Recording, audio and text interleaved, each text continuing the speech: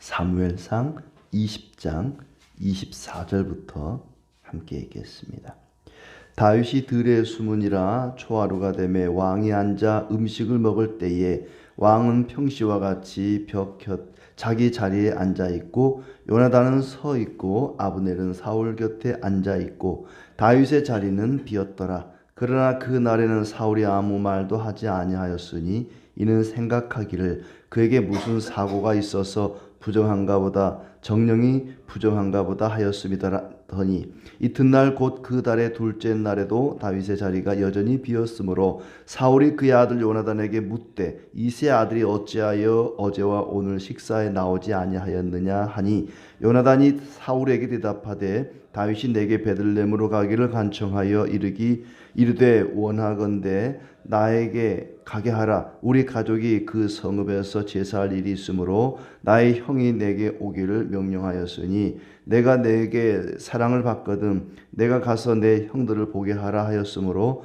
그가 왕의 식사 자리에 오지 아니하였나이다 하니 사울이 요나단에게 화를 내며 그에게 이르되 폐역무도한 계집의 소생아, 네가 이새의 아들을 택한 것이 내 수치와 내 어미의 벌거벗은 수치됨을 내가 어찌 알지 못하랴. 이새의 아들이 땅에 사는 동안은 너와 네 나라가 든든히 서지 못하리라. 그런즉 이제 사람을 보내어 그를 내게로 끌어오라. 그는 죽어야 할 자이니라 한지라.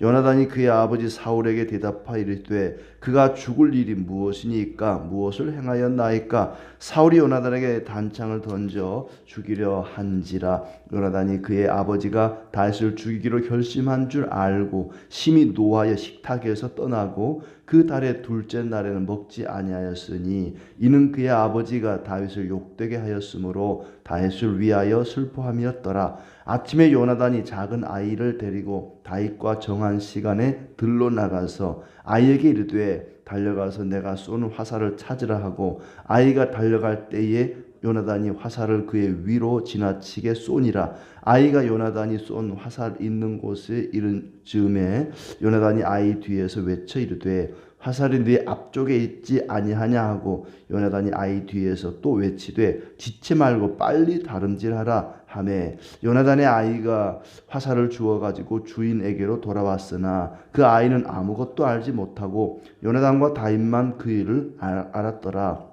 요나단이 그의 무기를 아이에게 주며 이르되 이것을 가지고 성읍으로 가라 하니 아이가 가매 다윗이 곧 바위 남쪽에서 일어나서 땅에 엎드려 3번 절한 후에 서로 입 맞추고 같이 울되 다윗이 더욱 심하더니 요나단이 다윗에게 이르되 평안히 가라. 우리 두 사람이 여호와 이름으로 맹세하여 이르기를 여호와께서 영원히 나와 너 사이에 계시고 내 자손과 네 자손 사이에 계시리라 하였느니라 하니 다윗은 일어나 떠나고 요나단은 성읍으로 들어가니라. 아멘.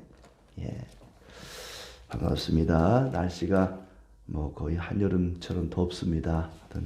건강하게 또 평안하게 지내시길 바랍니다. 사울이 다윗을 죽이려고 여러 번 시도를 했습니다마는 모두 실패로 돌아가고 말았습니다. 오히려 사울이 다윗을 죽이려고 하면 할수록 오히려 다윗이 큰 공을 세우게 되고 또 백성들에게 인기가 높아지게 되고 그럴수록 또 사울은 다윗을 죽이려 하고 이 악순환이 반복되고 있습니다. 다윗이 사울의 손에서 죽지 않고 살아남을 수 있었던 것은 다윗이 무슨 싸움을 잘하거나 운이 좋아서 그렇게 된 것이 아니고 하나님이 지켜주셨기 때문에 다윗이 살아남을 수가 있었습니다. 하나님이 이렇게 다윗을 보호하셨구나 하는 것을 볼 수가 있는데 그러다 보니까 사울은 다윗에게 손끝 하나 댈 수 없는 상황이 된 것입니다. 하나님께서는 이렇게 우리를 보호하십니다. 하나님은 사울의 손에서 다윗을 지키신 것처럼 그렇게 성도들을 지켜주십니다. 우리에게 하나님이 나를 이렇게 지켜주신다. 악한 사탄 마귀가 우리에게 손끝 하나 대지 못하도록 하나님이 우리를 보호하신다는 이런 믿음으로 살아가시길 바랍니다. 오늘 말씀은 이제 다윗이 요나단에게 협조를 요청하는 그런 내용이 먼저 나옵니다. 니네 아버지가 나를 죽이려 그런다. 나를 좀 도와다오. 내가 좀 살 수 있도록 나에게 좀 협조를 해다오라고 부탁하는 내용이 나오고 12절부터 23절까지는 서로 언약을 맺습니다. 이렇게 해서 우리가 서로 사인을 주고받아서 우리 아버지의 그 불같이 화를 내는 그 분노로부터 너를 내가 살려주고 싶다. 서로 언약을 맺고 24절부터 마지막 절까지는 두 사람이 눈물겨운 이별을 하는 장면이 나옵니다. 먼저 사울을 피해서 다윗이 사무엘에 있는 라마 나요스로 도망을 갔었죠. 근데 거기까지 전령을 보내고 사울이 직접 잡으러 오는 바람에 물론 하나님이 지켜주셔서 그들이 성령이 임해서 황홀경에 빠지고 예언을 하고 그래서 다윗을 하나님이 지켜주셨지만은 계속 사무엘 곁에 숨어 있을 수만은 없었습니다. 그래서 다시 이제 그 사울이 있는 왕궁으로 돌아오게 되죠. 돌아와서는 요나단에게 이제 항의를 합니다. 야, 너가 아버지가 나를 죽이려고 그런다. 응? 내가 뭘 잘못했길래 너네 아버지는 나를 죽이려고 그러냐. 네가 사울의 아들이니까 네가 좀 어떻게 좀 해봐라. 다윗이 억울함을 호소하고 요나단에게 항의를 하죠. 내가 네 아버지에게 무슨 죄를 지었길래 그러느냐. 20장 1절에 보시면 다윗이 라마 나요스에서 도망하여 요나단에게 이르되 내가 무엇을 하였으며 내 죄악이 무엇이며 내 아버지 앞에 내 죄가 무엇이기에 그가 내 생명을 찾느냐. 요나단이 아니다. 결단코 아니라 네가 죽지 아니하리라. 우리 아버지는 그럴 사람이 아니다. 오해하지 마라. 그럴 수밖에 없는 게 사울이 정신이 나갈 때는 다윗을 죽이려고 하다가 또 정신이 온전해지면은 그렇지 않았거든요. 그래서 이제 요나단은 다윗을 안심시킵니다.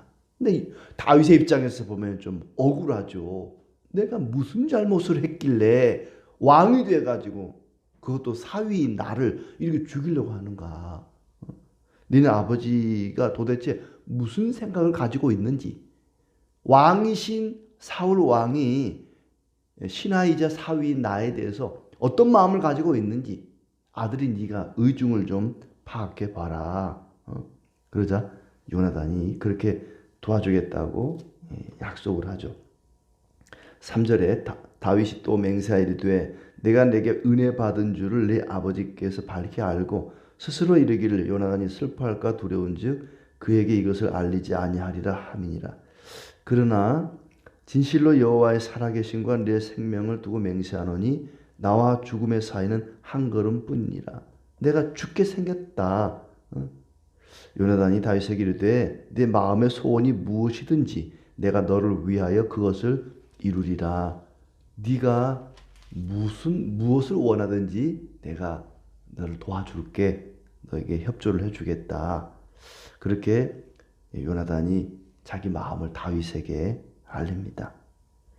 다윗에 대한 사울의 마음을 이제 요나단이 파악해 보려고 하죠. 우리 아버지 사울이 과연 너에게 어떤 마음을 가지고 있는지, 정말 너를 죽이려고 하는 마음이 있는지 없는지 내가 한번 알아보겠다. 그러니 너는 3일 동안 들에 가서 숨어 있어라. 그리고 아버지가 물으면, 너네 아버지가 나 어디 갔냐고 물으면 베들레헴에 급히 내려갔다고 말해다오. 그리고 사울이 해치려고 결심하면 나에게 알려다오. 그렇게 서로 이제 요나단과 다윗이 약속을 합니다. 그런데 이제 와서 알아보니까 사울이 다윗을 죽이려고 하는 그런 마음이 있는 거죠.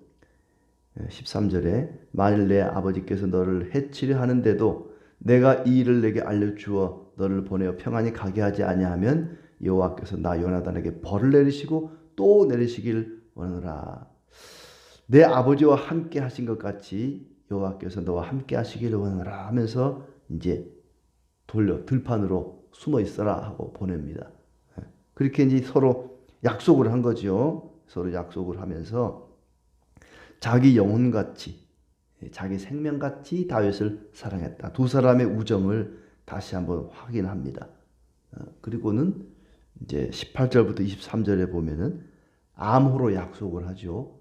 너는 바위 틈에 숨어 있고 내가 소년 하나를, 아이를 데리고 가서 화살 3개를 쏴서 소년에게 화살이 이쪽에 있다. 그러니 너는 돌아오라. 그러면 다윗이 다시 왕궁으로 돌아오고, 아버지가 죽일 의도가 없으니까 너는 돌아오라 하는 사인이고, 화살이 네 앞에 있다. 그걸 또 주워와라.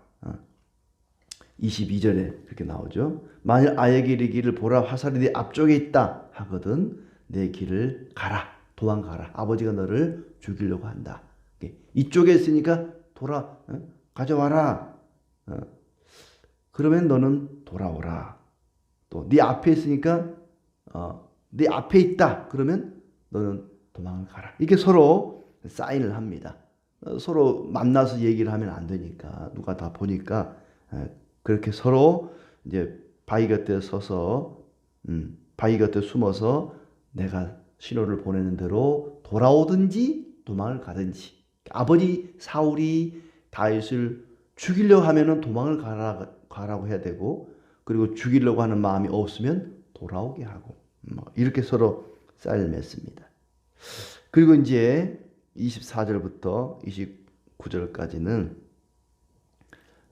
먼저는 요나단이 사울의 의중을 파악하고, 그리고 사울이 다윗을 죽이려고 하는 것을 알게 되고 나서는 서로 사인을 주고받은 그런 이제 서로 약속을 한 대로 다윗을 살려서 돌려보내는, 도망가게 하는 그런 이별의 장면이 나오고 있죠. 35절부터 해서. 그래서 24절부터 내용을 보면은 이제 그 어전 회의, 사울 왕이 국무위원급 되는 사람들을 다 소집을 한 겁니다. 정례 회의가 열렸어요. 근데 다윗이 안 보이는 거예요. 어디 갔지? 다윗이 왜 없지? 요나단, 네가 친구니까. 첫째 날은 그냥 넘어갔어요. 첫째 날은 아이고 다윗이 안 보이네. 무슨 일이 있나 보다. 무슨 이 자리에 올 수 없는 그런 사정이 있나 보다 하고 넘어갔습니다. 둘째 날도 다윗이 안 보이니까 요나단에게 이제 묻는 거죠.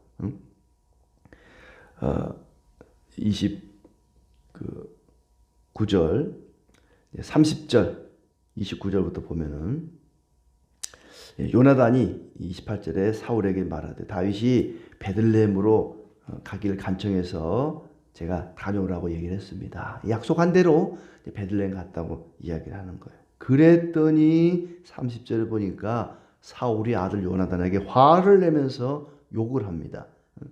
사울이 요나단에게 화를 내며 그에게 이르되 폐영무도한 계집의 소생아, 네가 이세 아들을 택한 것이 내 수치와 내 어미의 벌거벗은 수치됨을 내가 어찌 알지 못하랴. 이게 성경이니까 이렇게 기록되어 있지. 욕을 하는 거예요, 욕을. 이 아들이잖아, 요나단이. 자기는 왕이고 아버지가 아들에게 욕을 하는 겁니다. 이 패역하고 반역하는 계집의 아들아 하면서 아들 요나단에게 욕을 하는 거예요. 그러면서 이제 다윗을 끌어오라. 내가 죽이겠다. 31절에. 이세 아들이 땅에 사는 동안에는 너와 내 나라가 든든히 서지 못하리라. 그런즉 이제 사람을 보내어 그를 내게로 끌어오라. 그는 죽어야 할 자니라. 이제 마음을 안 거죠. 요나단이 아버지 사울의 마음을 안 겁니다. 사울은 다윗을 죽이려고 한다. 이걸 의중을 파악하게 된 것입니다. 그리고는 이 요나단이 이제 친구 다윗을 변호하죠. 아버지, 그런 것이 아니고 다윗이 전혀 그런 마음이 없습니다. 막 변호를 하려고 하는데 손에 들고 있는 창을 아들을 향해서 던지는 겁니다. 사람이 증오심에 사로잡히다 보니까 아들조차도 대적으로 보이는 겁니다. 제정신이 지금 아닌 거죠. 자기 아들인데 아들에게 그렇게 막 욕을 퍼붓고 창을 집어 던지고, 그래서 이제 야, 우리 아버지가 다윗을 죽이려고 하는구나. 다윗을 돌아오게 하면 안 되겠다 하고 약속한 대로 들로 나가죠. 아이를 데리고 들로 나가서 이제 암호로 정한 것들을 실행을 하게 됩니다. 그게 35절부터 나오는 거죠. 아침에 요나단이 작은 아이를 데리고 다윗과 정한 시간에 들로 나갔다. 그리고는 다윗과 정한 대로 화살을 멀리 쏴서 사인을 보냅니다. 화살이 그 아이를 지나가게 쏜 거죠. 아이가 요나단이 쏘는 화살이 있는 곳에 이를 즈음에 요나단이 아이 뒤에서 외쳐 이르되 화살이 네 앞쪽에 있지 아니하냐. 이건 이제 다윗 보고 도망가라 하는 사인이었습니다. 그렇게 사인을 보내고는 이제 무기를 아이 손에 들려서 집으로 돌려보내고, 다윗과 요나단 단 둘만 남아서 둘이 끌어안고 작별 인사를 하게 됩니다. 그때부터 다윗의 망명 생활이 시작됩니다. 그 망명 생활하는 중에 쓴 글들이 시편에 아주 많이 담겨 있죠. 요나단은 친구에 대해서 의리를 지킨 사람입니다. 그래서 흔히 가장 그 우정이 돈독한 사람, 그러면 다윗과 요나단. 듀엣 노래 우리 찬송하는 듀엣 중에 다윗과 요나단 있잖아요. 다윗과 요나단 정말 우정이 돈독한 그런 사이입니다. 그런데 요나단은 아버지에 대해서도 배반하지 않았습니다. 너네 아버지가 나를 죽이려고 한다 그럴 때 아버지를 막 같이 싸잡아 욕하거나 그러지 않았어요. 우리 아버지는 절대 그럴 사람이 아니다. 우리 아버지가 너를 죽이려고 하다니 그럴 사람이 아니다. 그러니까 요나단은 친구에 대한 의리도 지키고 아버지에 대한 효를 행한 두 가지를 다 한 사람이에요. 우리 아버지가 진짜로 그러는지 내가 다시 한번 확인해 볼게. 참 요나단이 대단히 참 훌륭한 믿음의 사람이고 또 인품을 지닌 사람이다 하는 걸 알 수 있고, 그런가 하면 34절에 보니까 심히 노아의 식탁에서 떠나고 그 달의 둘째 날에는 먹지 아니하였으니 이는 그의 아버지가 다윗을 욕되게 하였으므로 다윗을 위하여 슬퍼함이었더라. 다윗을 위하여 슬퍼함이었더라. 어려움에 빠진 친구를 향해서 울어줄 수 있는 그런 사람. 우리에게 이런 친구가 있는가? 아니면 내가 다른 사람을 위해서 이렇게 할 수 있는가? 어려움에 빠진, 곤란에 빠진, 슬픔에 빠진 사람들을 위해서 슬퍼해 줄 수 있는, 울어줄 수 있는 그런 친구 한두 사람만 있어도 그 사람은 참 행복하다는 생각이 듭니다. 우리도 주님께서 말씀하신 것처럼 우는 자들과 함께 울어줄 수 있는, 슬퍼하는 자들과 함께 슬퍼할 수 있는 그런 마음을 가져야 되겠습니다. 또 하나 우리가 생각해 볼 수 있는 것은 약속을 맺는 것도 중요하지만 그 약속을 잘 지키는 것이 더 중요하다. 요나단이 다윗과 약속을 하잖아요. 우리 아버지가 너를 죽이려고 하면은 화살을 쏴서 너를 안전하게 보내게 해주겠다. 약속을 하고 잊어버릴 수도 있습니다. 모른 척할 수도 있습니다. 그러나 요나단은 약속을 끝까지 지키는 그런 신실한 사람이었습니다. 하나님 앞에 우리는 서원을 함부로 하면 안 됩니다. 하나님 이렇게 해주시면 저도 이렇게 하겠습니다. 서원을 함부로 해도 안 되지만 혹여 서원을 했다면 반드시 지켜야 합니다. 사람과도 마찬가지죠. 약속을 함부로 해서도 안 되지만 약속을 했다면 그 약속은 반드시 지켜야 됩니다. 사람과의 약속, 하나님과의 약속을 해놓고 헌신짝 버리듯이 그렇게 버리는 것은 옳지 않습니다. 요즘은 헌신짝도 함부로 안 버리고 재활용통에 보내지 않습니까? 사람과의 약속, 하나님과의 약속, 약속을 한 것을 우리는 반드시 지켜야 된다. 우리가 세례를 받을 때, 직분을 받을 때 약속을 합니다. 하나님, 제가 이렇게 헌신하겠습니다. 이렇게 충성하겠습니까? 충성하겠습니다.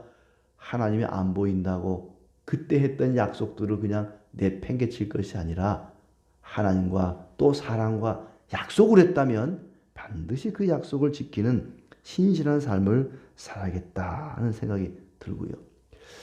요나단과 다윗의 우정은 그냥 단순한 우정이 아닙니다. 요나단이 다윗을 이렇게 자기 생명같이 사랑한 것은 그냥 단순히 친구로서 사랑한 것이 아니라 요나단의 눈에 딱 볼 때에도 하나님이 사울과 함께하는 것이 아니라 하나님과 함께한다는 것을 알았습니다.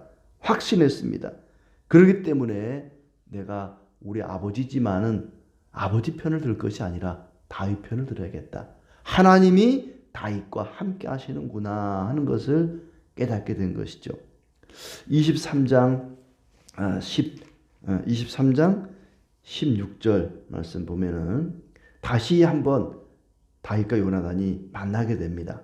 그때 하는 얘기가 사울의 아들 요나단이 일어나 수풀에 들어가서 다윗에게 이르러 그에게 하나님을 힘있게 의지하였는데 곧 요나단이 그에게 이르기를 두려워하지 말라. 내 아버지 사울의 손이 내게 미치지 못할 것이요 너는 이스라엘 왕이 되고 나는 내 다음이 될 것은 내 아버지 사울도 안다. 그러니까 하나님이 다윗과 함께 한다는 것을 안 겁니다. 그렇기 때문에 다윗의 편을 들어주고 다윗을 지켜주고 다윗에게 협조를 해주는 것이지 단순히 친구이기 때문에 우정을 과시한 것은 아니라는 얘기입니다.